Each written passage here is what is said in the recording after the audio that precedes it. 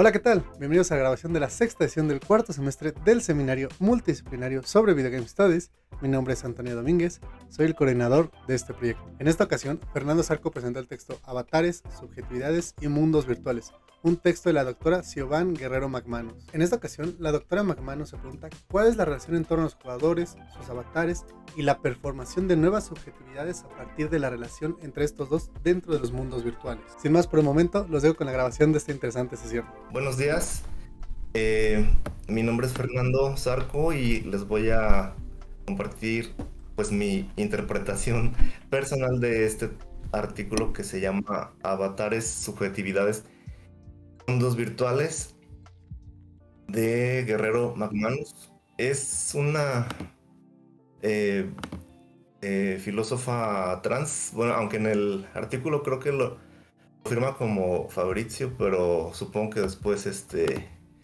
hizo su transición y es que tampoco no tiene fecha el artículo, no sé de qué año sea, pero supongo que ya tiene tiempo. Y me gusta su trabajo en general porque pues habla mucho sobre subjetividad, es filósofa, pero es filósofa de la ciencia y habla como de pues muchos temas relacionados con la relación entre subjetividad, ciencia, epistemología y cosas así. Entonces me late mucho esta autora y por eso propuse este, este texto, porque además es gamer, ¿no? Entonces me late su rollo. Bueno, voy a comenzar con el objetivo del artículo, según el mismo texto, es analizar una forma novedosa de subjetividad híbrida y cibernética que ha emergido a consecuencia de las nuevas prácticas comunicacionales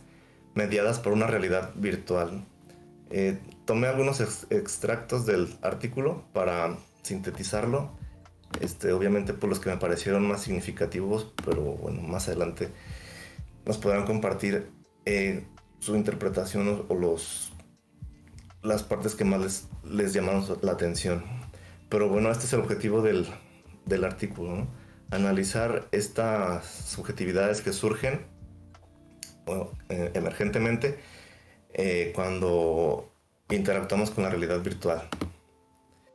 Y parte de dos tesis. La primera es que los mundos virtuales que habitamos a través de avatares generan un nuevo espacio de subjetivación parcialmente autónomo y asimismo genera comunidades virtuales, ¿no? O sea, traté de resumir esta primera tesis porque es un poco más extensa, que se refiere a cómo los mundos virtuales generan subjetividades y comunidades virtuales, ¿no? Eso es también muy interesante, porque estas comunidades pues son muy peculiares, ya que no cuentan con un territorio como tal, ¿no? Y la segunda tesis es que este espacio virtual no puede ser completamente autónomo por razones diversas, entre las cuales podríamos destacar al mercado, el Estado-nación y finalmente la dependencia causal entre materialidad e inmaterialidad.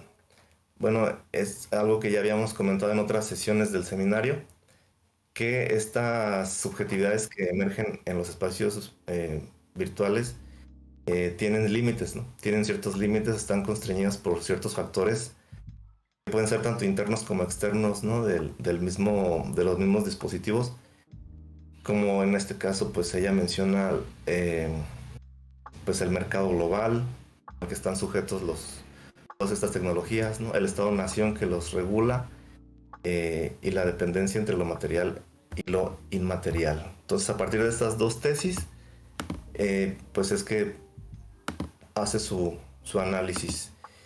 Y como parte de un marco teórico, esboza un poco acerca del ciberespacio como un término que fue acuñado para denotar un nuevo espacio social en el cual la comunicación entre los agentes estaba mediada por computadoras de tal suerte que era posible construir redes de trabajo colaborativo entre diversos agentes que no compartían un mismo espacio físico. Y a este fenómeno se le denominó trabajo colaborativo mediado por computadoras. Entonces más adelante lo voy a retomar para aplicarlo en el campo de los videojuegos. Y otros conceptos claves, el de red, porque Em, estos pues fenómenos contemporáneos han posibilitado la emergencia de una concepción de la realidad social como un red.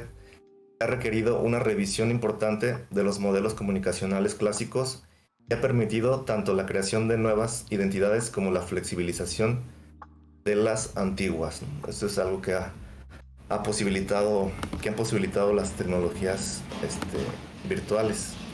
Y también retoma la teoría de la agencia situada para decir que los usuarios ocupan nodos locucionales y actanciales desde los cuales colaboran colectivamente en procesos de formación de redes de conocimientos situados que guían el involucramiento pragmático de estos mismos usuarios con esta realidad virtual. Entonces aquí enfatiza que en estas redes los usuarios no necesariamente tienen todo el conocimiento, sino que este se comparte a través de todas las personas involucradas, ¿no? Y entonces creo que eso es lo que pasa también cuando se juega, por ejemplo, en, en esta modalidad, ¿no?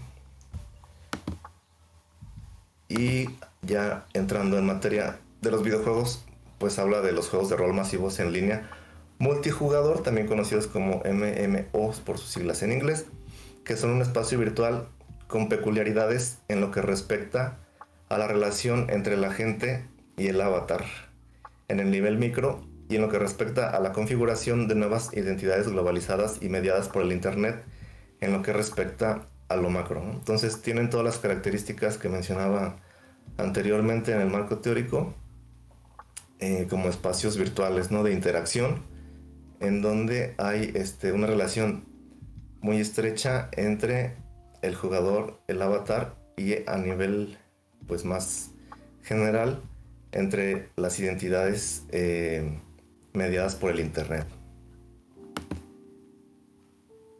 En cuanto a los avatares, dice que son una representación antropomórfica de este nodo locucional y actancial ya antes mencionado y que funciona a modo de una identidad subrogada, que es un tema que también se ha tocado varias veces en el seminario, ¿no? La cuestión de los avatares y las identidades y subjetividades que posibilitan. Bueno, esto es respecto a los juegos y específicamente pues se enfoca en este juego que es World of Warcraft, y dice que el éxito del avatar en este juego pues depende de su capacidad de colaborar con otros avatares. Supongo que no es el único juego, de hecho sé que no es el único juego que lo hace, pero bueno, ahorita más adelante comentar por qué eligió este juego, ¿no? De tal suerte que se pierde o se gana como parte de un sujeto red y no de manera individual.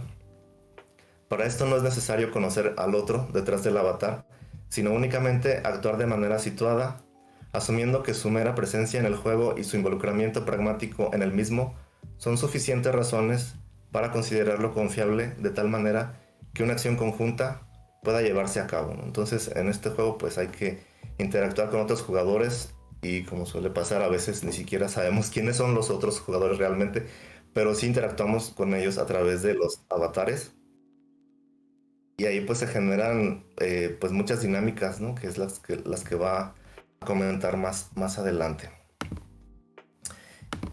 En su reflexión sobre este juego menciona 3 anécdotas y supongo que por eso eligió el juego porque pues lo juega y ha vivido algunas experiencias, ¿no? Dentro del mismo. Como por ejemplo, bueno, no que las haya vivido personalmente, pero las conoce, ¿no? Hubo una protesta ecológica que menciona en el artículo, donde algunos usuarios se manifestaron para pronunciarse en contra de pues del abuso hacia la naturaleza, ¿no? De algo así como una cuestión ecológica. Y entonces, pero obviamente era dentro del juego, del videojuego, ¿no? Pero aún así, pues se manifestaron virtualmente para protestar en contra de una, pues de un conflicto ecológico, ¿no? Dentro del juego. Y en otra segunda anécdota, comenta que un grupo de usuarios formaron una hermandad que se llamaba Gamers, porque son usuarios de la comunidad LGBT. Y entonces pues supongo que por algún conflicto interno o simplemente pues por generar una alianza, hicieron formar una hermandad, lo cual estaba en contra de las reglas del juego, ¿no? Pero entonces se generó un conflicto de estos que suelen pasar, ¿no? En las redes sociales y que supongo que se viralizó, y eso hizo que, pues, quienes están detrás del videojuego, aprobaran pues esa hermandad, ¿no? Supongo que se generó ahí uno de estos, ¿cómo se llaman? Un conflicto mediático, ¿no? Entre pues, los usuarios y la empresa.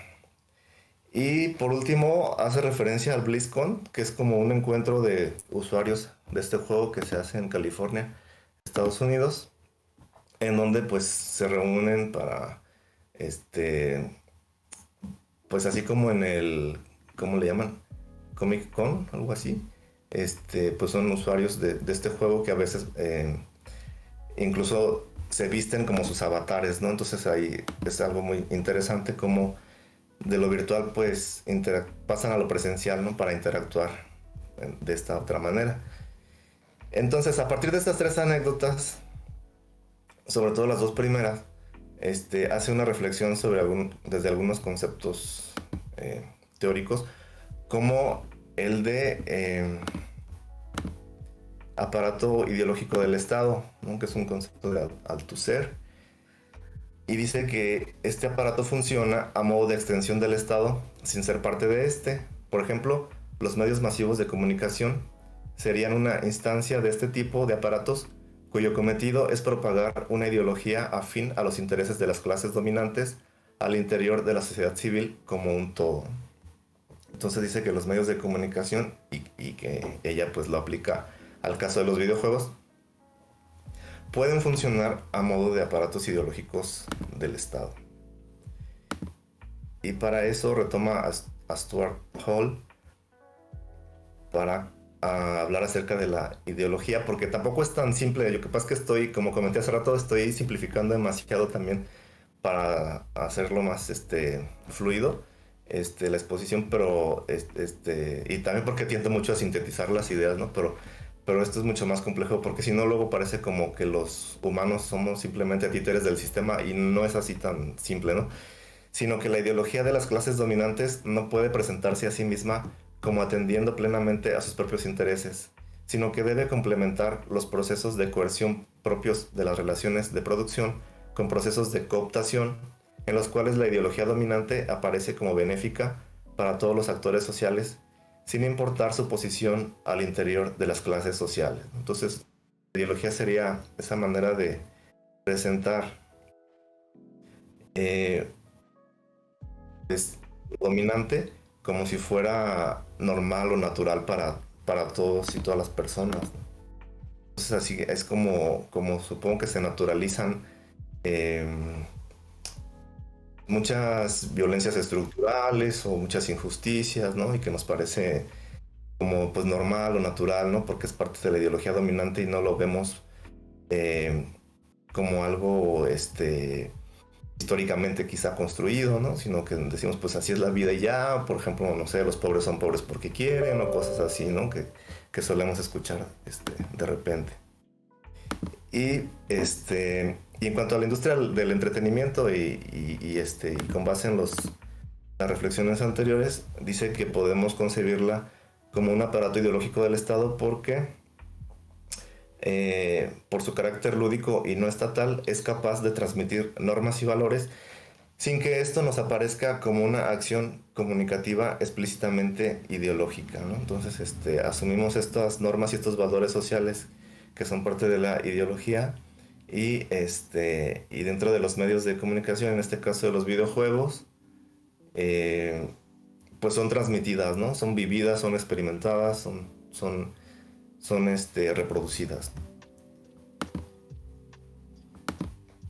Específicamente en el caso de estos juegos de rol, dice que son un aparato ideológico del Estado que propaga un conjunto de valores hegemónicos más o menos americanos, y menciona algunos, ¿no? En el caso de este videojuego, por ejemplo, la descripción de la sociedad como un agregado de razas, la naturalización de las categorías de género tradicionales con sus oposiciones binarias y la presunción de una heterosexualidad obligada, porque, bueno, comenta que incluso en las diferentes razas que existen en el videojuego, a pesar de la diversidad de razas, se mantiene este binarismo de género, ¿no? O sea, el hombre-mujer, masculino-femenino, y además hay una presunción de heteronormatividad, ¿no? O sea, es una constante, pues, dentro del juego.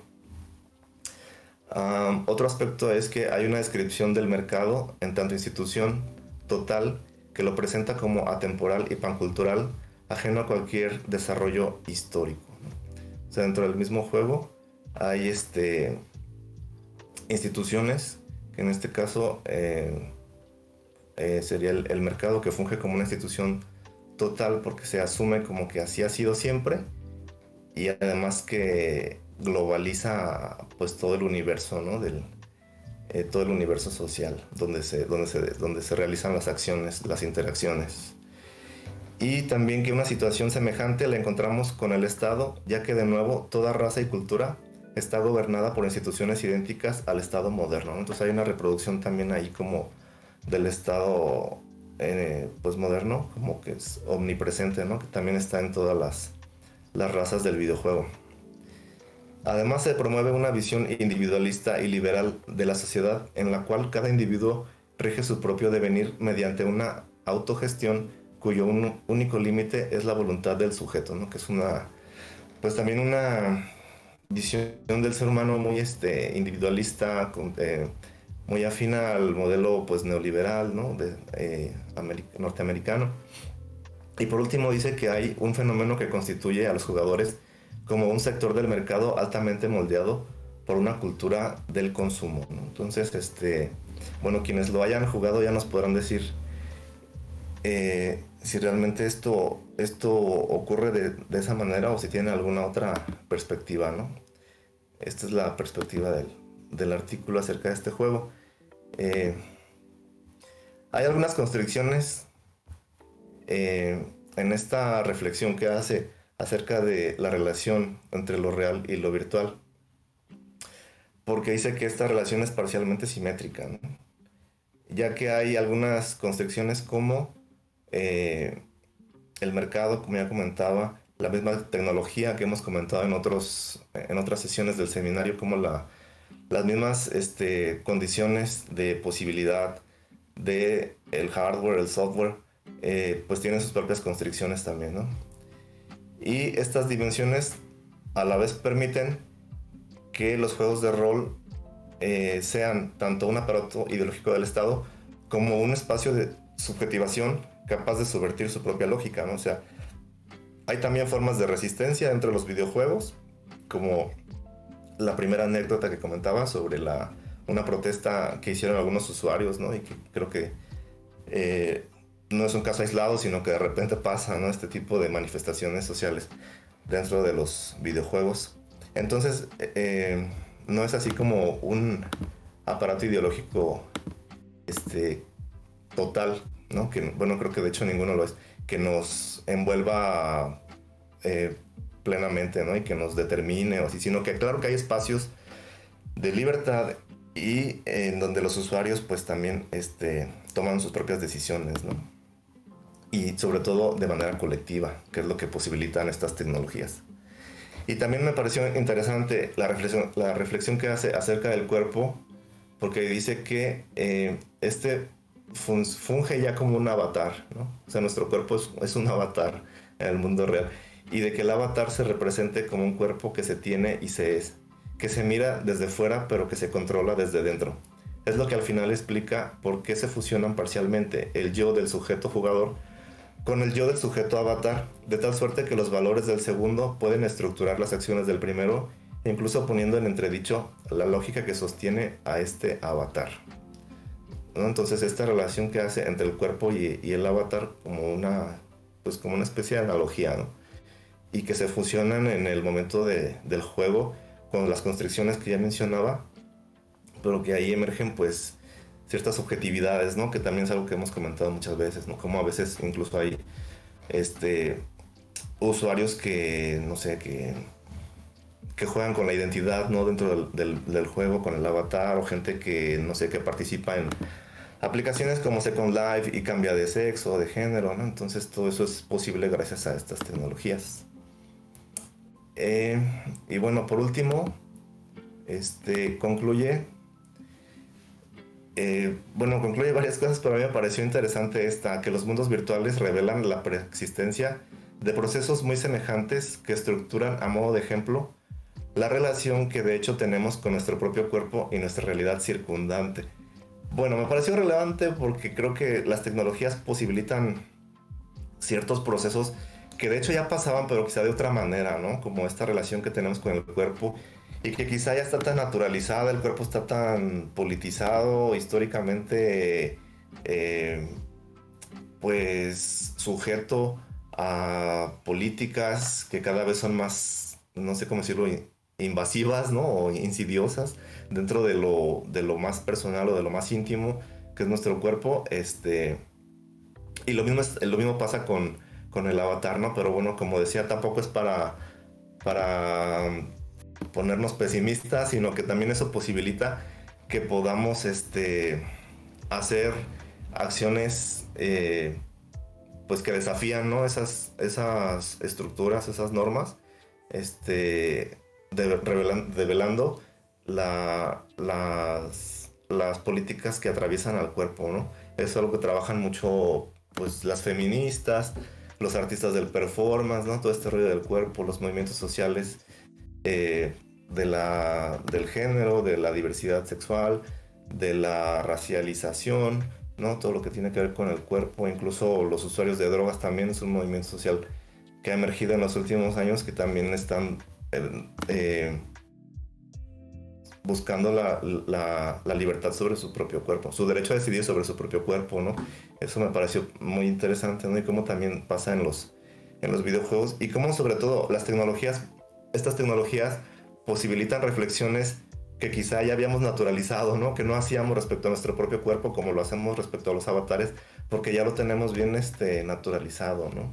Normalizado. Entonces creo que esa es una de las posibilidades que nos ofrecen estas tecnologías, poder reflexionar sobre cosas que no nos preguntábamos antes, ¿no? Porque ya lo teníamos pues bien asumido como natural. Y por último, bueno, hice unas preguntas, pero bueno, se las voy a presentar. Son como siempre, ¿no? En las sesiones, son preguntas guía y ustedes ya me dirán si les late responderlas o si prefieren comentar algo más sobre el mismo texto, ¿no? Las preguntas que diseñé las dos primeras son citas textuales, nada más les puse signos de interrogación porque me pareció que son afirmaciones así bastante contundentes, ¿no? Y las quiero poner sobre la mesa por si sirven como detonantes para la discusión. La primera es: ¿los videojuegos son un aparato ideológico del Estado? Ajá, es algo que afirma mucho el texto, pero que yo lo pongo aquí entre interrogantes, por si hay alguien que a lo mejor pues ha profundizado más en el pensamiento de Althusser, que nos pueda comentar sobre esto, ¿no? Y la segunda es: ¿el avatar y el cuerpo comparten una misma dinámica? El primero en un mundo virtualmente real, el segundo en un mundo que llamamos real, pero cuya espacialidad y extensión dependen radicalmente de la imagen del cuerpo que guía nuestro involucramiento con él. O sea, es poner en entredicho lo que comentaba sobre la relación entre el avatar y nuestro cuerpo, ¿no? Que también es un tema súper extenso que se ha discutido mucho en la filosofía, esto del cuerpo y la corporalidad, ¿no? Entonces la pregunta es sobre la relación entre el avatar y el cuerpo que el texto asume como análogos en cierta manera. Y por último, la pregunta pues que se me haría como más quizá polémica, es que si un espacio presuntamente lúdico sirve también para transmitir valores de diversa índole, ¿no? Retomando el tema de la ideología, o sea, un videojuego, o cualquier dispositivo de la industria entretenimiento, sirven para transmitir valores. Entonces, el videojuego no es un juego. Es que me acordé de la reflexión que se ha hecho en las sesiones del seminario, en otras sesiones, en donde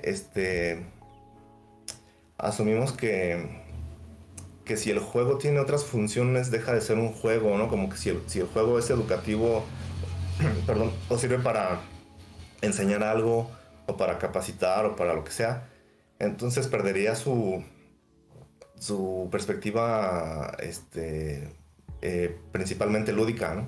Su función principalmente lúdica, y eso ya dejaría por lo tanto dejaría de ser un juego. Por eso me acordé de eso y dije, bueno, lo voy a relacionar en esta tercera pregunta para saber, bueno, si el videojuego transmite o sirve para transmitir valores de cierta ideología, entonces dejaría de ser un juego por esa razón. Y pues esas son las preguntas que formulé, pues para comenzar la discusión. Muchas gracias.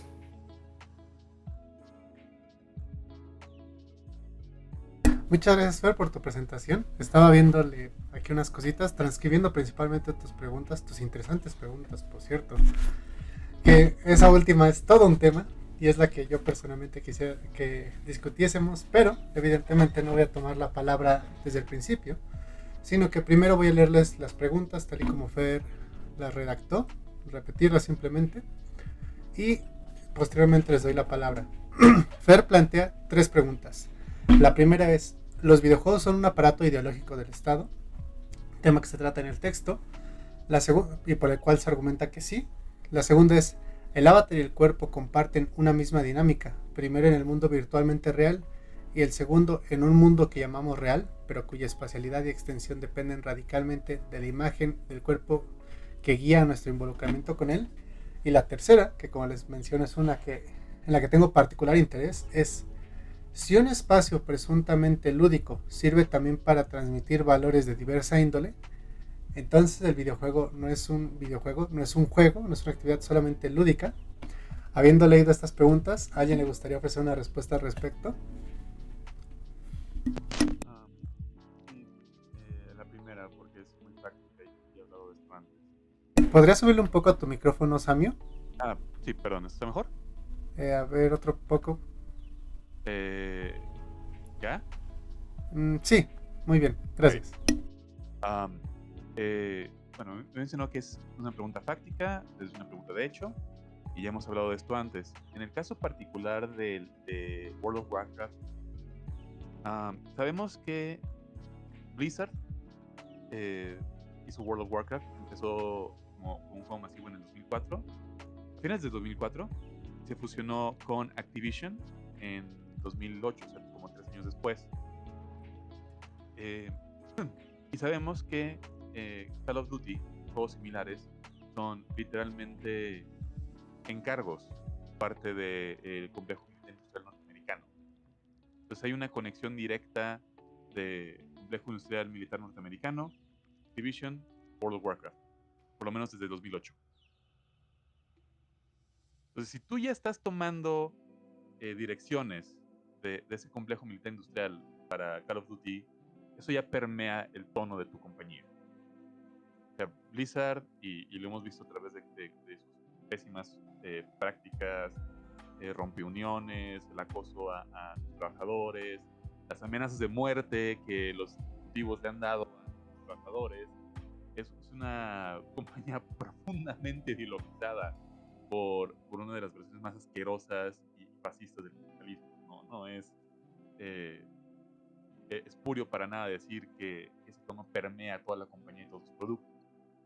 Ahora, la pregunta no es si hay ideología del Estado norteamericano liberal capitalista yankee fascistoide en los juegos de Activision Blizzard. Eso es un dado, eso lo sabemos explícitamente, por lo menos con sus simuladores de crimen de guerra, Call of Duty y demás. Y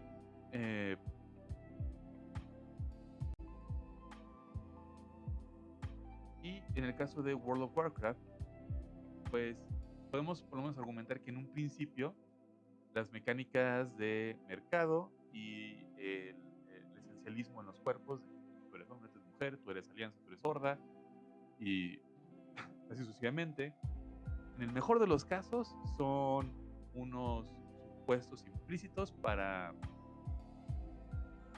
dirigir las mecánicas del juego, porque pues, en un juego de este tipo, inspirado parcialmente en juegos de rol previos, las razas como atributos, como conjunto de atributos, estadísticas, pues tienen que tener este carácter esencial. O sea, tú al ser orco, eres más fuerte que un humano porque esencialismo genético fantástico.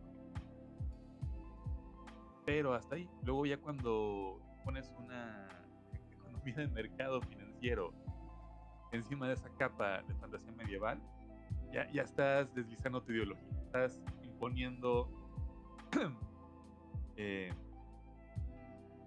lo que tú presupones como un estado natural de las cosas, o más sospechosamente estás imponiendo este nivel de mercado para luego tú utilizarlo en la vida real a través de la casa de subastas, microtransacciones y todo el aparato de manipulación mercantilista que se le dan a los MMOs y que World of Warcraft fue históricamente de los innovadores, y lo digo en un tono de desprecio, todas esas mecánicas. Bueno, esa es la primera pregunta. Muchas gracias, Samio, por tu respuesta. ¿A alguien le gustaría intentar aproximarse a esta primera pregunta desde otro frente?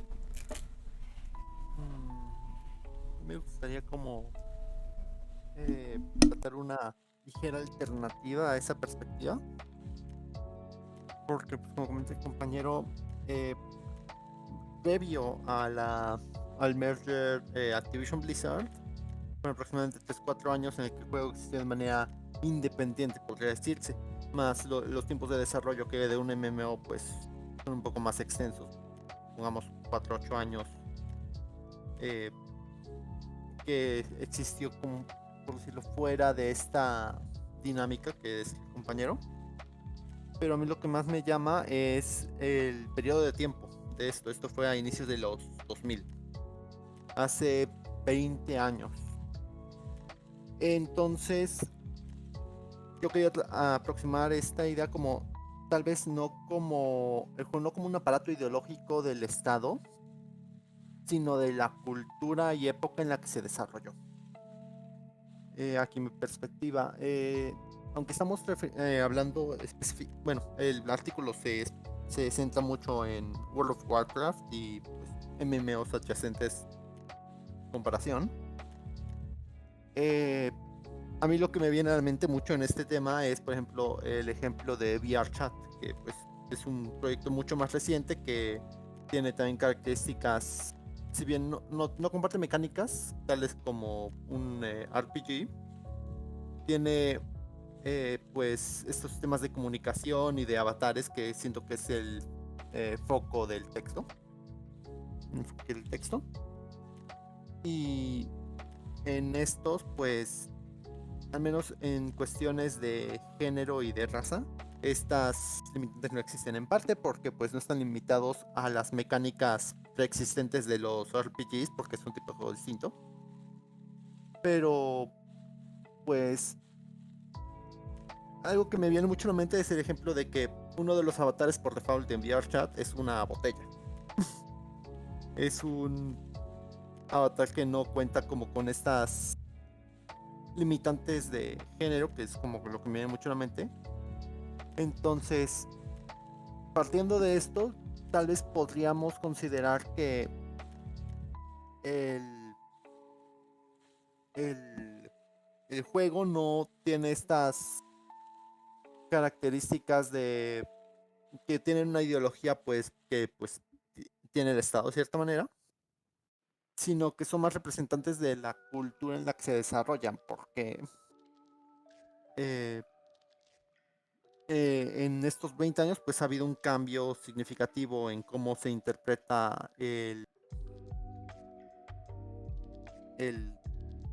pues la perspectiva de uno en el género nuevamente, y estos cambios pues permean en los juegos con el paso del tiempo, y siento que pues si bien no estas ideologías ya no necesariamente son como del Estado, sino de la cultura, porque conforme la cultura va cambiando y se generalizan otras cosas, esto va afectando el diseño del juego, pero los juegos viejos que por pues específicamente los MMOs como tienen la característica de que continúan bajo un mismo diseño base, terminan como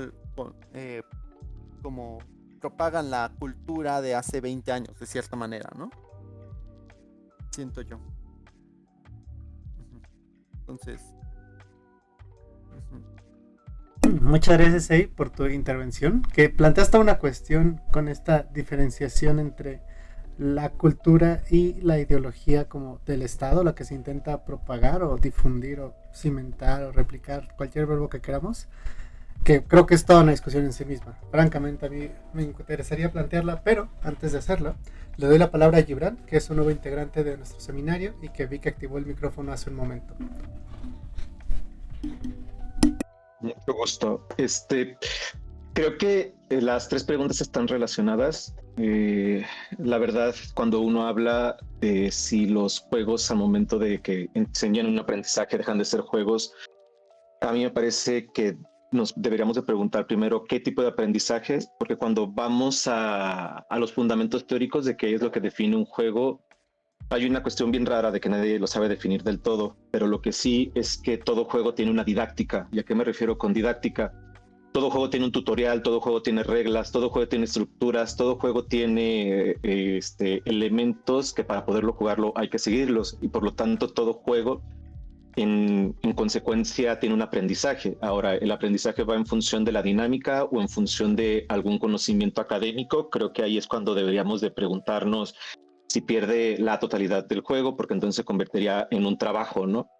Por lo tanto, si vamos a los absolutos, como se plantea la pregunta como tal, pues todo juego es una acción de aprendizaje, porque en todo juego vamos aprendiendo normas, y si ya conocemos un género, son normas ya aprendidas, y por lo tanto no se siente como aprendizaje, porque solo repetimos estructuras aprendidas en otro momento.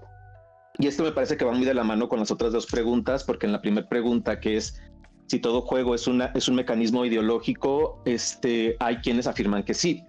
De hecho, Jaroslav Zblech, en su libro Gaming, detrás de la cortina de hierro, habla que los videojuegos no podrían existir si no existiría el capitalismo, porque son el epítome del capitalismo.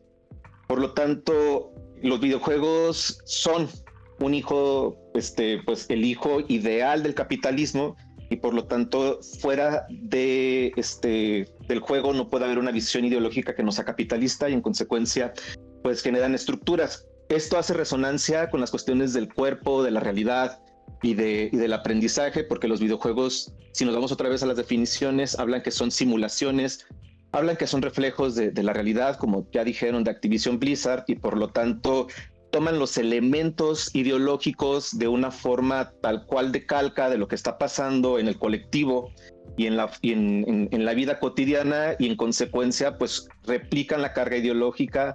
Y si seguimos esa misma línea, pues claro que son ideologizantes, pero aquí la pregunta es ideologizantes en qué sentido, ¿no? Si son los hijos perfectos del capitalismo, si son los hijos perfectos de las estructuras colectivas dominantes, como es la cuestión del capital y la visión de Norteamérica, porque es de donde salen. Y pues curiosamente, si nos vamos en el pasado, pues son los hijos de la Segunda Guerra Mundial, porque es donde nacen los videojuegos en experimentaciones militares de la Segunda Guerra Mundial o posteriores en la Guerra Fría, ¿no? Si nos vamos a esa rama, pues claro que son ideologizantes, porque los norteamericanos intentan convertir toda tecnología en un commodity.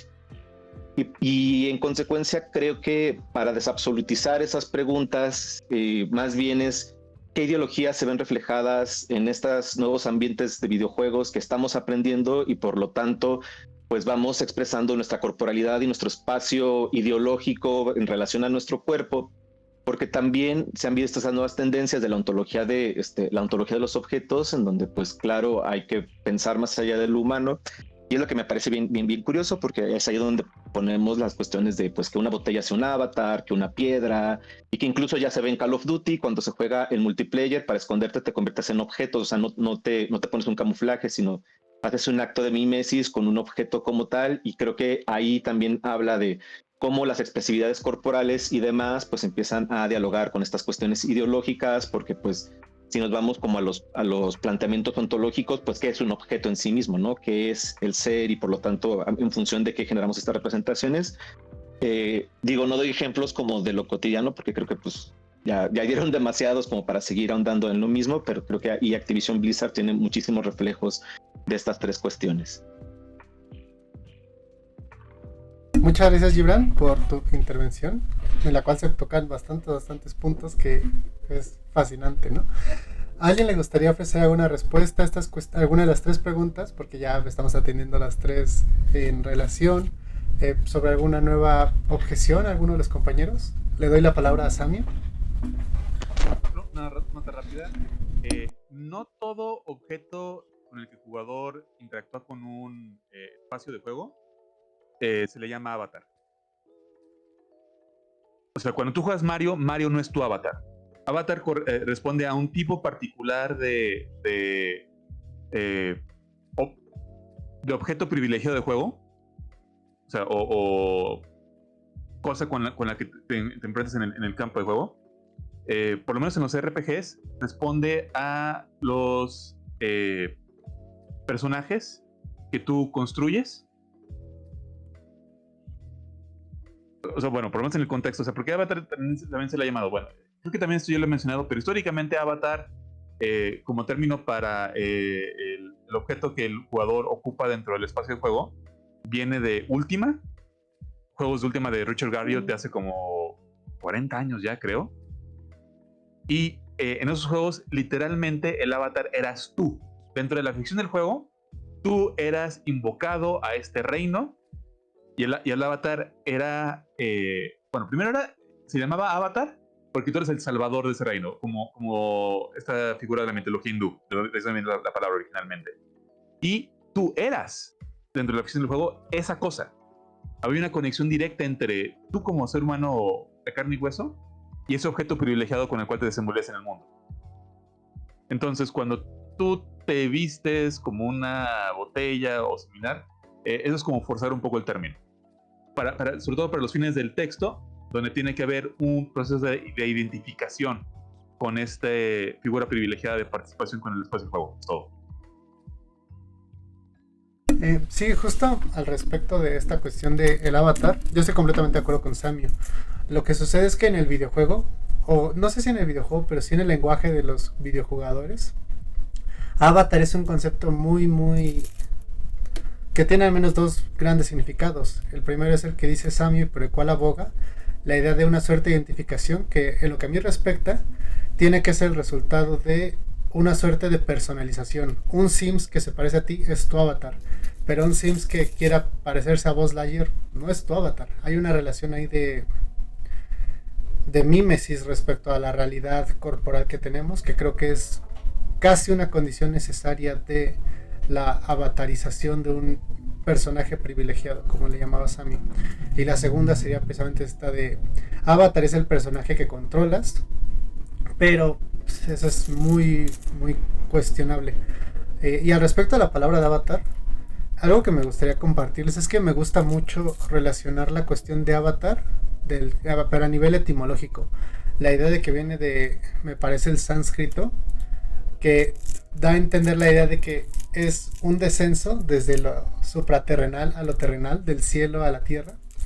Y a mí me gusta mucho esta cuestión porque si lo pensamos en el videojuego, también nos permite pensar al avatar como al avatar, al jugador y al mundo del juego desde la diferenciación ontológica, desde la idea de que el jugador es este ente autónomo que se diferencia de los personajes del juego en ciertas medidas, con cosas tales como tener voluntad y demás. No depender del hardware y del software para existir, porque el jugador está más allá de ellos. Entonces ahí hay el hecho de que en el videojuego hablemos de avatares ya nos habla de una diferenciación ontológica entre nosotros y el personaje virtual, que creo es muy interesante. Pero bueno, habiendo dicho eso, ¿a alguien le gustaría aportar algo más a la cuestión? ¿Decir algunas palabras? Sí, yo quisiera mencionar algunas cosas. sobre todo con estas últimas intervenciones que me han parecido sumamente importantes e interesantes en torno al tema que estamos tratando. Yo considero que, si bien me parece muy atinado el tener en cuenta que todo producto cultural, artístico o lúdico en este caso es finalmente resultado de un contexto histórico específico, de un horizonte histórico-cultural específico que lo forma, lo genera y le da de alguna manera u otra, digamos, una forma a partir de circunstancias específicas. No nos basemos únicamente en digamos,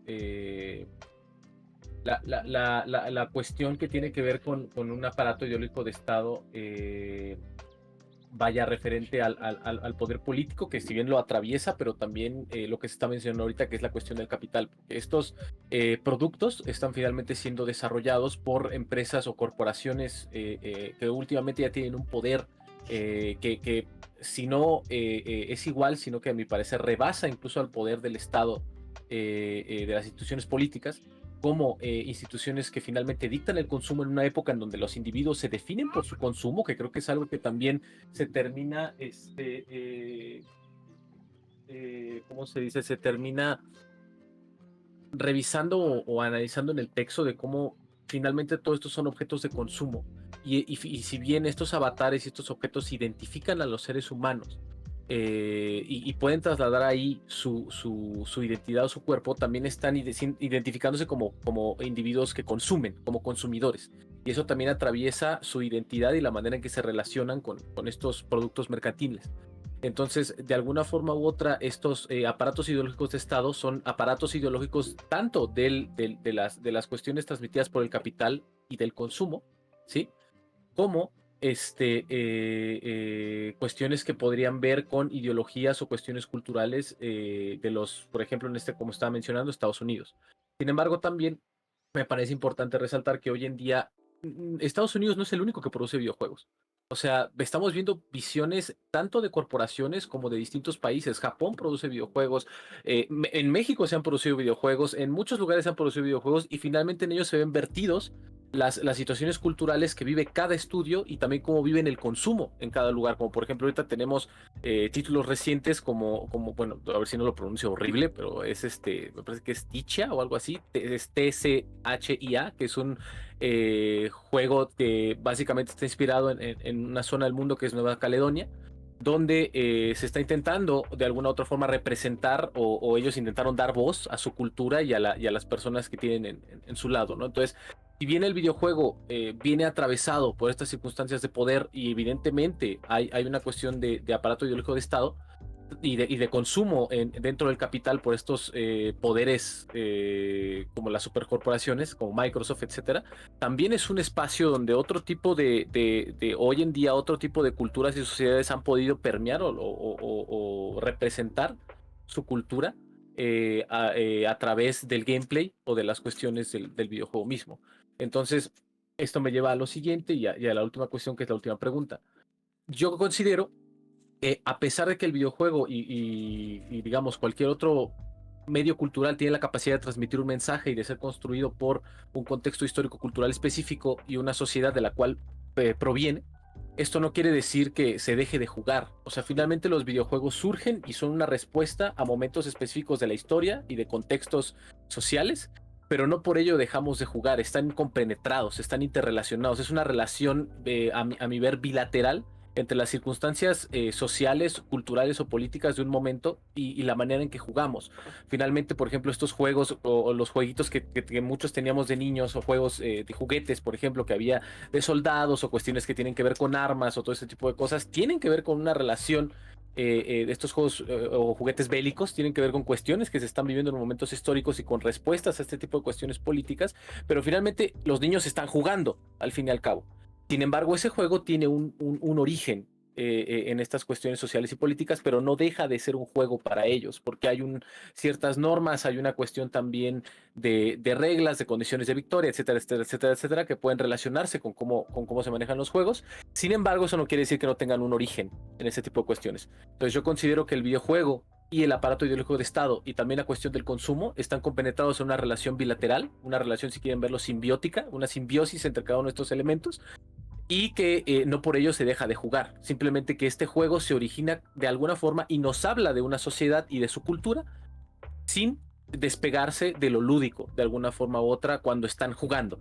Yo creo que ya cuando se despega, o podemos decir que ya no se juega, es por ejemplo como lo plantea Antonio en su texto, que es esta cuestión de que ya se empieza a analizar el videojuego desde la óptica de un crítico o desde la óptica de un analista de arte, etcétera, etcétera, etcétera, etcétera.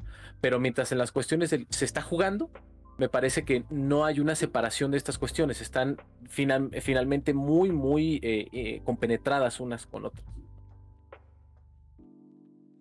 Muchas gracias, Kira, por tu intervención. ¿A alguien le gustaría aportar alguna respuesta a alguna de las tres problemáticas? Bueno, a mí me gustaría abordar la tercera pregunta, que como les menciono es a mí la que más me interesa. La pregunta dice, si un espacio presuntamente lúdico sirve también para transmitir valores de diversa índole, entonces el videojuego no es un videojuego, o entonces el juego no es un juego. Yo diría que sí, pero entendiendo juego en un sentido muy muy concreto. Y aquí me voy a referenciar a mí mismo, porque en esos textos que he publicado es donde he empezado a plantear esta postura, que espero en algún momento hacer patente en algún otro escrito. Hace un mes más o menos publiqué un texto llamado Yo no juego videojuegos. A grandes rasgos el texto básicamente tiene la metodología que usó Aristóteles cuando empieza a hablar de los términos tales como virtud y demás, ¿no? Primero vamos a examinar cómo usa la gente el término en la vida cotidiana, y luego vamos a ver cuál es como la versión depurada o lo que comparten en común todos esos usos de la palabra. Bueno, en el texto Yo no juego videojuegos argumento que yo Antonio Domínguez, y de la misma manera también críticos de videojuegos, periodistas de videojuegos y demás, no juegan videojuegos en la medida en la cual jugar no es la actividad en la medida en la cual el hecho de interactuar con esta obra, con el videojuego, no es el fin en sí mismo, sino que es para hacer otra cosa. Para mí, muchas cosas que yo consumo, muchas obras de videojuegos que yo consumo, es porque me interesa ver qué dicen de tal tema para luego escribir sobre ello. Así de fácil. Un periodista de videojuegos tiene que jugar un juego, consumir todo el videojuego, pasarlo, para escribir una reseña, para hacer un video, para que de esta manera publicistas paguen a su sitio web para poder pues pagarle a la gente, a la editorial, ¿no? Entonces, en esa medida hay un cambio respecto a cómo una persona común juega videojuegos y cómo un crítico profesional de videojuegos o un periodista de videojuegos se aproxima al videojuego. Para el jugador promedio, jugar es una actividad como fin en sí mismo. Para el periodista, el profesional del videojuego, es un medio. Ahora, la diferencia, creo yo, nuevamente es la quid de la cuestión, y que creo que es algo que no he planteado en el texto, o que no lo acabé de plantear, es que yo no creo que jugar sea jugar no es una serie de reglas o una actividad en sí misma, en el sentido del fútbol, no es un juego en sí mismo, sino es como yo me aproximo. Jugar es una mentalidad con la cual te aproximas a las cosas. Ajá. Y esto es algo que tengo que fundamentar más, yo estoy completamente seguro de ello. Pero uno juega en la medida en la cual hay una suerte de ocio en la actividad que realiza, y también ¿cómo decirlo? Hay ocio, hay una finalidad lúdica, y no hay consecuencias respecto a no hacer la actividad. Y en la medida en la cual jugar es una disposición, uno puede jugar a cualquier cosa, por más seria que esa actividad en sí misma sea.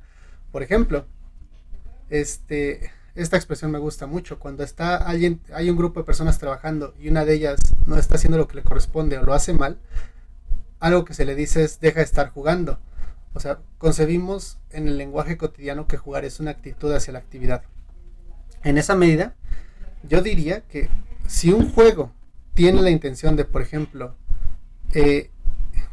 incidir, bueno, presentar alguna suerte de ideología o de perpetuar una forma de ver el mundo dentro de la obra, se sigue jugando, la persona sigue jugando, pero no quita eso que la creación del videojuego tenga una finalidad más allá, que sería la de perpetuar una forma de ver el mundo o de introducir una nueva forma de ver el mundo.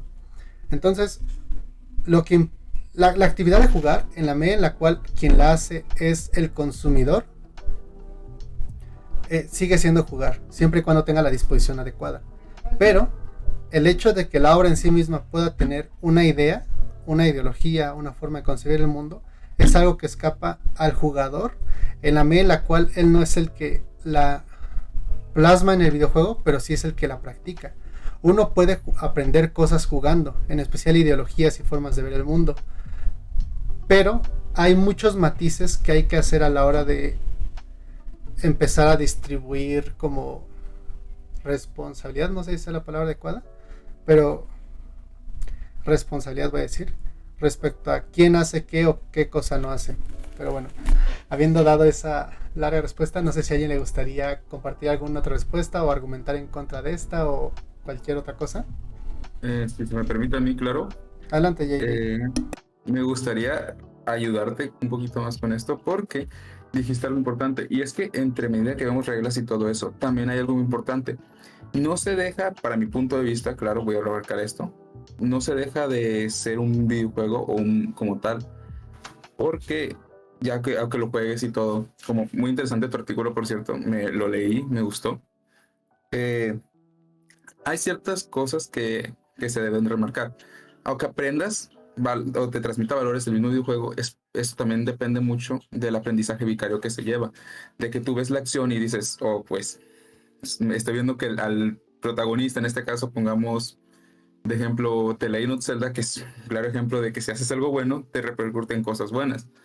Tú lo intentas aplicar en tu vida. De eso trata el aprendizaje vicario, entre que tú ves algo, ya veas si a ti te gusta que lo hagan, no lo haces, y si no, no lo haces, por ponerlo en unas simples palabras.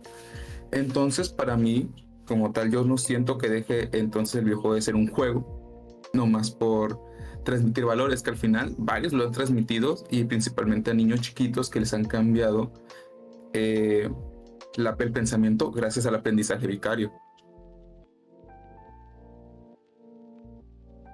Todo está JJ, si no mal recuerdo, estudia psicología o algo similar.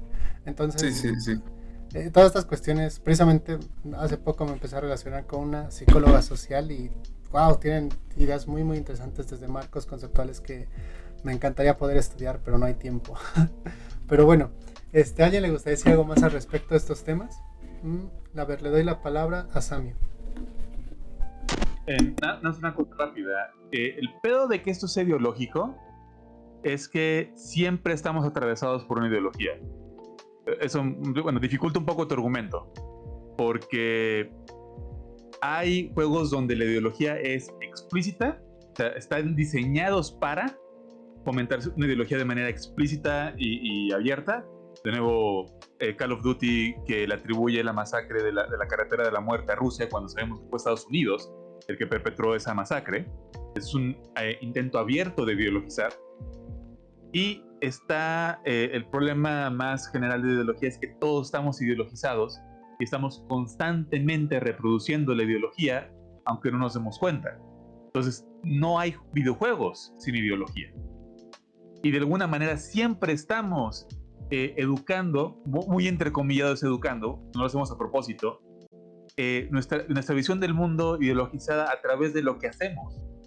Si yo, gamer, desarrollador promedio de los 90s, con poca educación política, fui educado en un binarismo de género, mi selector de oye, escoge este avatar, los niños que usan azul y las niñas que usan rosita, y los niños se ven así y las niñas o sea, era muy muy común en los 90s eso, antes de que fuera mucho más aceptado y hubiera más participación de grupos marginados en el desarrollo del juego, ese binarismo de género. Y no era como una... Si tú le preguntabas al desarrollador, bueno, pues que así es, ¿no? El problema de ideología es eso, que te ciega. Crees que eso es lo normal.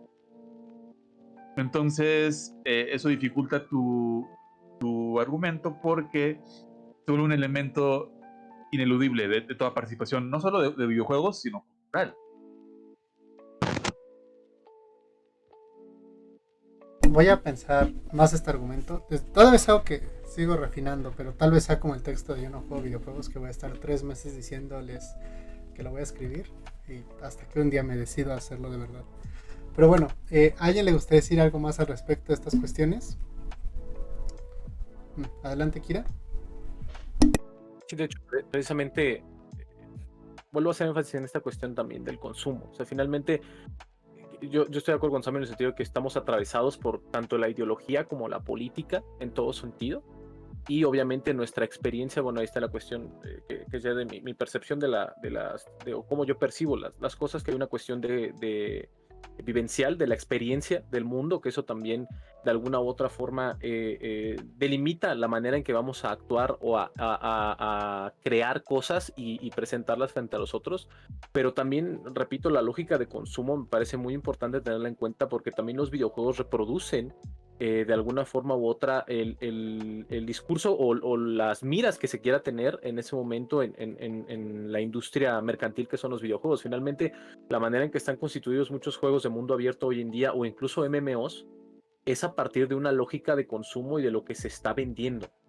Y se ven atravesados de eso de alguna forma u otra, porque también, por ejemplo, una cuestión que tiene WoW es que su modelo de negocio, que finalmente es eso, es un modelo de negocio de estar comprando la suscripción para entrar, porque finalmente WoW es un juego pago de cada mes, es una renta la que tienes que estar pagando para poder jugar, aunque a pesar hoy en día puede haber formas de jugar pagando con oro del juego, que de todos modos necesitas hacer una inversión inicial para poder hacerlo. Es una cuestión titánica intentar jugar gratis sin pagar desde el principio, pero que finalmente también se ven atravesados por esta lógica de mercado, que es algo que también se menciona de alguna u otra forma en el texto, esta cuestión de que hay que, no todo el mundo puede tener acceso, no solo por el capital cultural, sino también por el hecho de tener la cuestión monetaria para entrar, y que digamos, estos videojuegos se van a ver atravesados por esas lógicas de consumo y estas cuestiones de mercado. O sea, finalmente también podemos tener ahorita la idea de que hace unos meses o años se estaba comentando que WoW se estaba yendo al traste porque la gente no estaba contenta con la manera en que se estaba manejando el juego, que ya se sentía viejo aparte, y que había cuestiones en las que además había que estar pagando al mes. Sin embargo, tenemos cosas como Final Fantasy XIV hoy en día, que es un MMO muy concurrido, muy grande. La gente está pagando una renta mensual que además es carísima. Jugar Final Fantasy XIV es carísimo.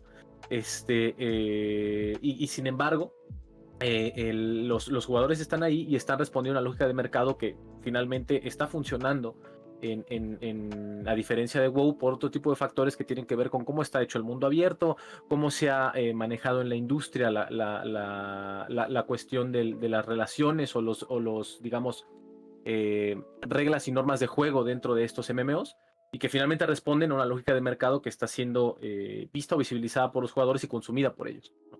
Al igual que juegos de mundo abierto como lo vienen siendo Assassin's Creed o otro tipo de juegos de Ubisoft que hoy en día se hacen por comité, que finalmente están respondiendo a tener lógicas de lo que se está consumiendo en el mercado, como por ejemplo sistemas de crafteo, o que haya muchas misiones y mucho contenido, pero pues realmente es un contenido vacuo, simplemente es contenido por contenido, porque tiene que dar horas y horas y horas, ¿no? Porque eso es lo que se está vendiendo, o lo que se está metiendo a las personas, que es lo que se debe de consumir, o que lo que las mismas personas están consumiendo en esta lógica de mercado, ¿no?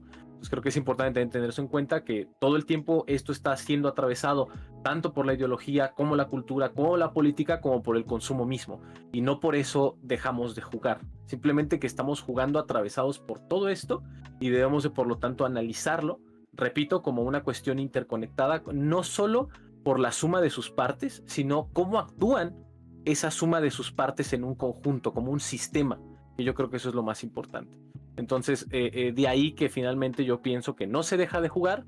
Sin embargo, hay que analizar este sistema de circunstancias ideológicas, políticas, culturales y mercantiles, para poder entender de dónde se parten o de dónde surgen estas cuestiones o interacciones sociales dentro de un espacio digital, que también se ve mediado por estas mismas circunstancias. Sí, toda la cuestión de lo ideológico en el videojuego es todo un tema que vale la pena discutir y explorar sin duda. Pero, ¿a alguien le gustaría decir algo más al respecto de estos temas, de algún otro? Vi que alguien puso algo en chat general, voy a checar qué es, porque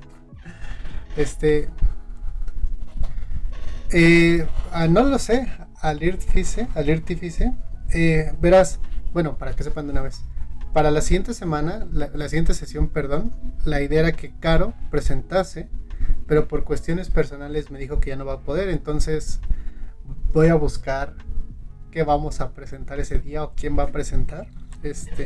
Si alguien tiene la posibilidad de presentar la otra semana y quiere presentar o seguir explorando ese tema, por supuesto está más que invitado, invitada, pero ya sería cuestión de que la persona que exponga la siguiente sesión lo quiera abordar, ¿no? Y bueno, ¿a alguien le gustaría decir algo más entonces?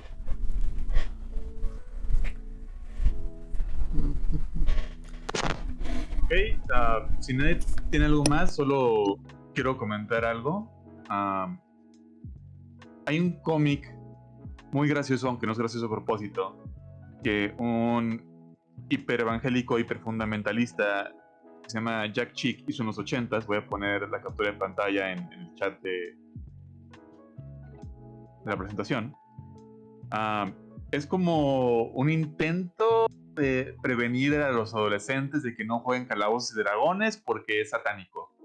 En los 80s en Estados Unidos hubo un susto enorme de que Calabozos y Dragones iba a ser satanista. ¿Y cuál era el riesgo? ¿Cuál era el miedo? El miedo era que, como en Calabozos y Dragones y muchos otros RPGs, ya sea de mesa o de videojuegos, la función del avatar es una función de identificación. Hubiera un proceso donde el ser humano de carne y hueso se identifica con la figura virtual, los cambios a la figura virtual fueran de regreso al ser humano de carne y hueso. O sea, magia simpatética. ¿Sí entiendes? La idea de magia simpatética es que si tú tienes algo que está vinculado mágicamente con el objeto original, el objeto proxy puede ser afectado y el objeto original sería afectado de una manera similar o análoga. Entonces lo que está sugiriendo Siobhan, bueno, es el nombre con el que va la autora de este texto, es que el proceso de identificación del avatar sí tiene un rasgo de magia simpatética y no está descabellado. Cuando tú inviertes psíquicamente en un personaje, sobre todo de un MMO, donde hay una enorme inversión de tiempo, de dinero, literalmente, de esfuerzo, y ese personaje empieza a tener funciones sociales que son análogas a la vida real, o sea, la gente empieza a reconocer, empieza a obtener prestigio social por la forma en que vistes el mono, porque tienes el drop del dragón legendario, etcétera, etcétera. Empieza a haber una transferencia de ciertos factores que le ocurren al personaje hacia tu persona.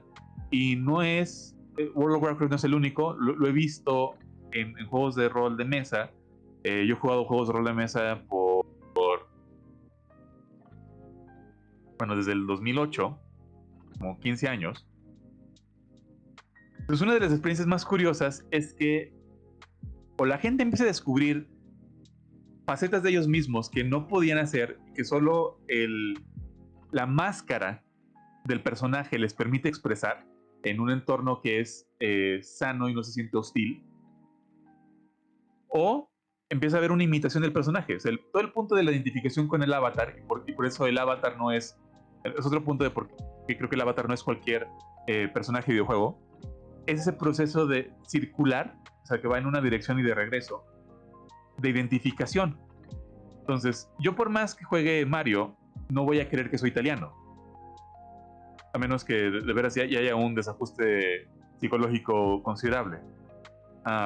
Pero, a través de la participación con el avatar, sí empiezo a sentir emociones que no sentiría con cualquier otro objeto particular, por ese proceso de identificación y de subjetivización.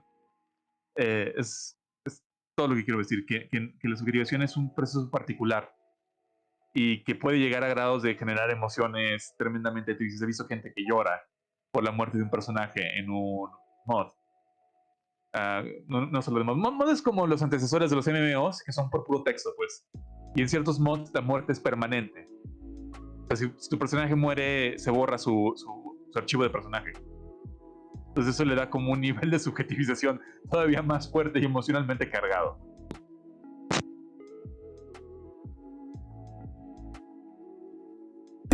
Sí, justo. También la idea de que tanto uno puede explorar con los avatares es, pues sí, o sea, creo que trato de tener reservas al hablar de estos temas porque pues a mí no me han pasado. Pero yo veo muchos, hay una streamer que sigo en Twitter y que en algún momento posteó este meme de que, no sé si han visto esta plantilla de meme de un sujeto tirando una pieza de dominó pequeña y luego todo se va desenvolviendo hasta un enorme. Bueno, esta persona posteó un meme que decía algo así como elegir a Mei en la tercera región de Pokémon como mi personaje, y cómo eso desenvolvió en esta persona descubriéndose a sí misma como trans. No sé si sea la expresión correcta, me disculpo si no es el caso. Pero, o sea, evidentemente en Pokémon no hay una suerte, por lo menos en esa generación, no hay un avatar, pero los espacios virtuales son espacios de experimentación. Y eso es lo importante también de esta clase de entornos virtuales que nos permiten desligarnos de nosotros mismos, desenvolvernos frente a personas que no conocemos y performar respecto a lo que nos gusta o nos disgusta. O sea, el espacio de posibilidades que abre Internet es tan vasto y nos permite conocernos y explorar formas que nos gustarían, formas en las cuales nos gustaría ser en la vida real, que vale mucho la pena como estudiar esta cuestión y seguirla explorando sin duda. Pero bueno, no sé si alguien quiere hacer algo más, compañeros. Si se me permite, comentando un poco lo de Slamio, porque yo sí he experimentado un poco del rol, principalmente. El sentirte identificado con el personaje es muy fundamental porque como a veces, como tú mismo lo creas, como se ha mencionado, tiende a tener a veces tus valores, tus ideas, una historia que tú te haces simpatizar con el personaje. Un caso que se da mucho también en Dungeons and Dragons es los huérfanos, que siempre casi todos ponen el 90% de los huérfanos a sus personajes para que, ay no, pobrecito, le pasó algo muy grave. Eso porque ayer estaba viendo un video porque me pienso meter realmente en esos tipos de juegos y me estoy informando. Pero entonces eso es lo que llega, o sea, el idealizar tanto con el personaje, hasta a veces sentirte que eres el personaje. Por eso es que hay mucho en la subjetividad, parece, para mi punto. Pero sí es algo que se remarca mucho el yo me siento identificado con el personaje en primera, porque yo lo creé y es una historia que me gustaría vivir. Sé que caería mucho en subjetividad, como menciono, pero ya es algo que se da mucho también. Lo he dicho porque a mí me ha pasado en algunos casos. Sí, muchas gracias por la intervención. Y sí, no, qué complicada es la cuestión del avatar. Pero ¿a alguien le gustaría decir algo más al respecto?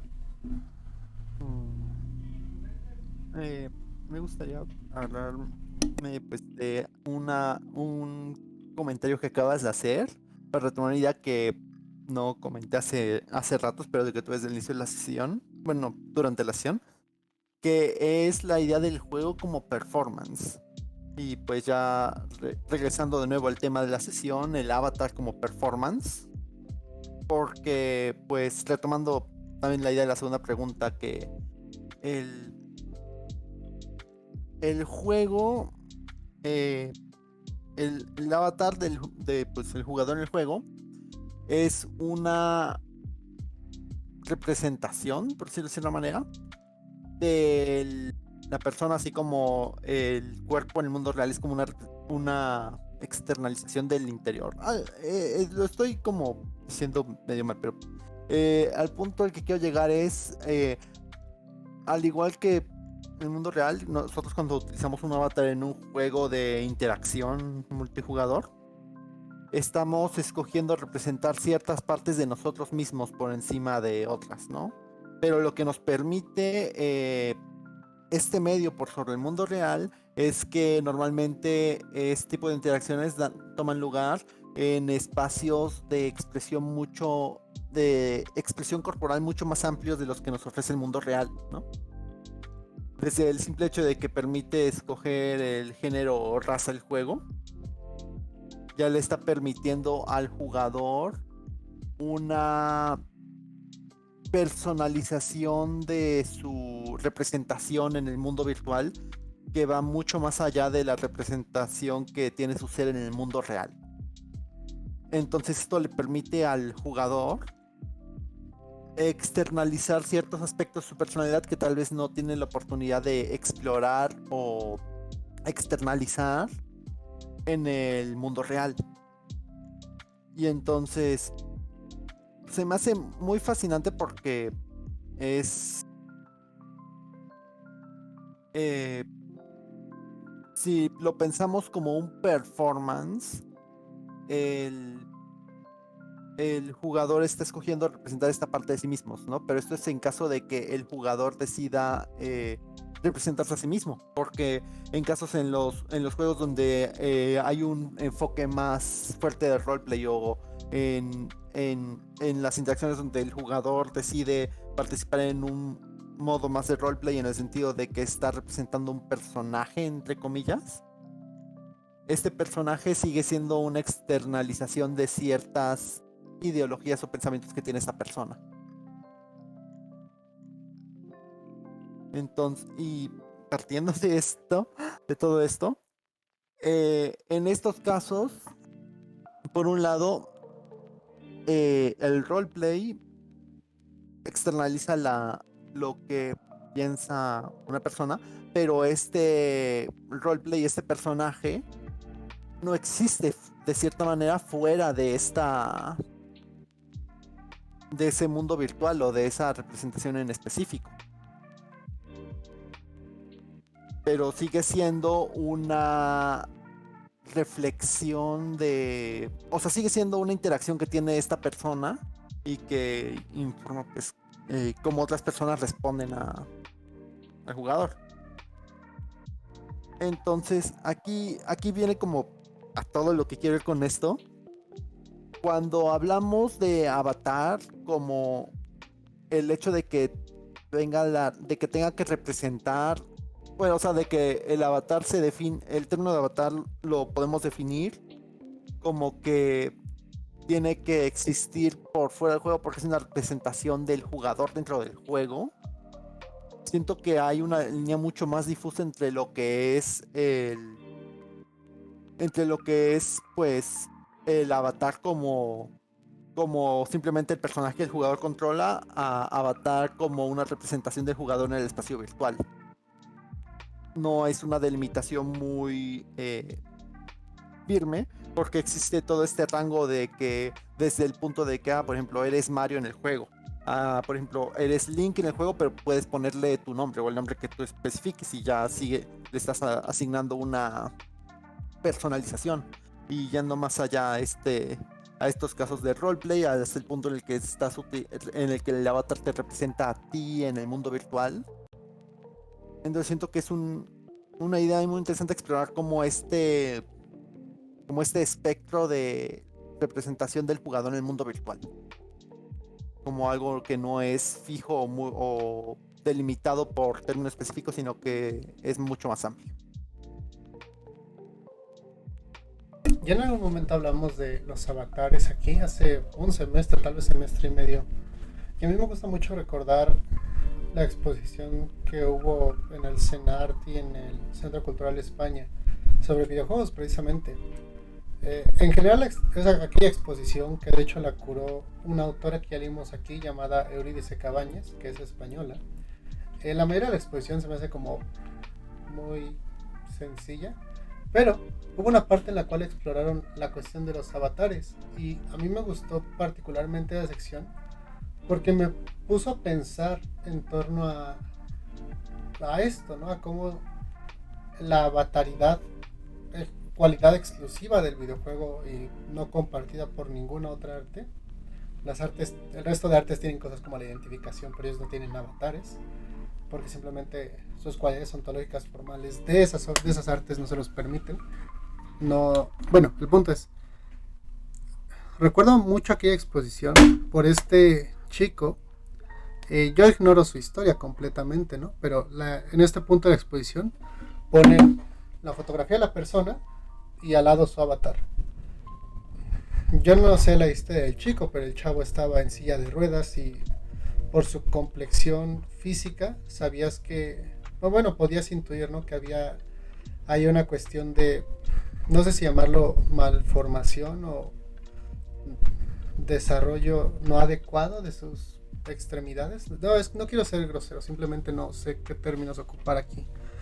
Pero el punto es que abajo de esa imagen, perdón, a la derecha salía su avatar y era un como soldado espacial, ¿no?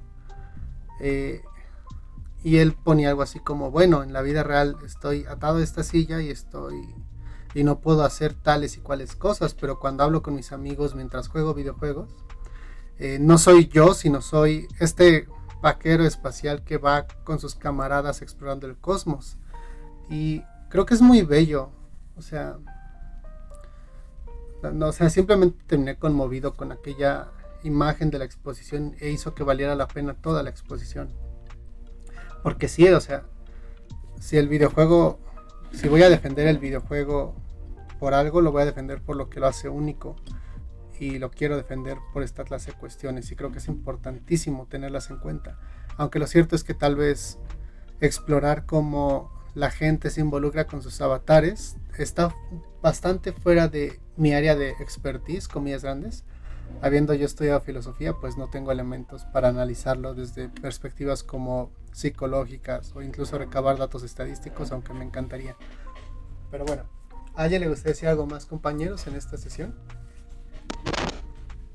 Sí, nada más clarificar que el proceso de identificación es flexible. O sea, no es que solo puedas tener como avatar aquello que se te parezca. Pero, o sea, pero eso depende mucho de la capacidad de actuar. O sea, es una cosa que en juegos de rol se ejercita. La mayoría de la gente que empieza a jugar rol juega como con una versión fantasiosa de ellos mismos. Es como yo, pero con poderes. Está bien, porque uno está acostumbrado a actuar como uno mismo. Es lo que es más fácil, lo que es más inmediato. Y conforme esa capacidad para actuar, no de acción, sino de actuar de teatro, va creciendo, la persona logra emular más subjetividades, muchas veces más distintas que las de ellos. O sea, personajes, perdón, con valores opuestos a los suyos o completamente diferentes, con una perspectiva de vida que es cada vez más ajena. Y digo, esto no es como una ley absoluta, pero es una tendencia. Que uno empieza con lo que es más similar y luego su grado de acción y de emulación de otros va creciendo. Se va expandiendo a cosas que son cada vez más distintos que uno. Entonces no es, o sea, en términos de videojuegos, tu avatar no siempre tiene que ser similar, pero el proceso de identificación empieza con lo que es más similar y se va expandiendo poco a poco. Y también, claro, hay un nivel donde eso obedece la fantasía y el anhelo. O sea, me pongo como yo quisiera ser, la mejor versión de mí mismo, o con ciertas actividades que yo no puedo hacer, pero me gustaría poder hacer. Entonces, eso en jerga psicoanalítica lo llaman egosintónico. Y lo que es opuesto, lo que no me veo haciendo, lo que me parece ofensivo o rechazo como mi imagen del yo, sería egodistónico. Entonces hay un vaivén y hay un ejercitamiento. Y eso, una de las cosas más chidas, ¿no? Creo que nos ha tocado, es que esta capacidad de agenciamiento por medio de subjetividades virtuales, avatars, es que clínicamente expande nuestra capacidad de empatía. Porque estamos ejercitando nuestras neuronas espejo y estamos pensando, no qué haría yo, sino qué haría una persona con capacidades e intereses distintos a los míos. Entonces no quisiera dar la idea de que que la función del avatar solo se puede dar con aquello que es similar a uno o idéntico a uno. Sí, esa cuestión, yo creo que es cierta. De hecho, es algo que estaba notando en su momento cuando hablé sobre las cualidades del avatar. Porque yo sí creería que, no sé si condición necesaria, pero sí importante la idea de poder personalizarla e idealmente que se parezca a ti, pero eso es todo un tema. Y ni siquiera me atrevería a sostener esa afirmación de manera categórica o plantearla siquiera como una condición necesaria. Pero como todo lo que hemos dicho aquí, es todo un tema. Pero bueno, ¿a alguien le gustaría compartir algo más, compañeros, al respecto de estos temas? Bueno, pues parece que no es el caso. Entonces, pues en esa medida damos por concluida la sexta edición del seminario en este nuevo horario en sábado. Les agradezco, compañeros, por estar aquí y pues nos veríamos nosotros en 15 días para la siguiente sesión.